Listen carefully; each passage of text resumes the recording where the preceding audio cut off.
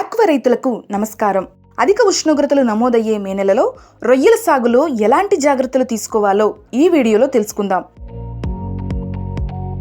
Heat wave edition.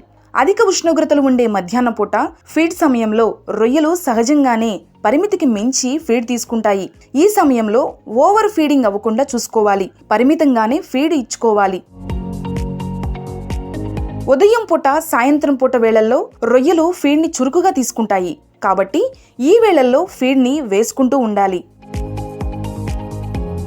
అధిక ఉష్ణోగ్రతల సమయంలో విబ్రియోసిస్ మహమ్మారి ఎక్కువగా వ్యాపిస్తుంది కాబట్టి రైతులు చెరువులో మిత్ర బ్యాక్టీరియాని పెంచే ప్రోబయోటిక్స్ని వాడుకోవాలి.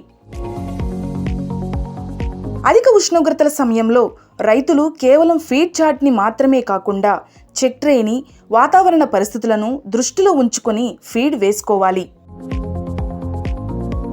ఉష్ణోగ్రతలు ఎక్కువగా ఉండే మధ్యాహ్న సమయాల్లో ఏరియేటర్లను ఎక్కువగా ఆడిస్తూ ఉండాలి.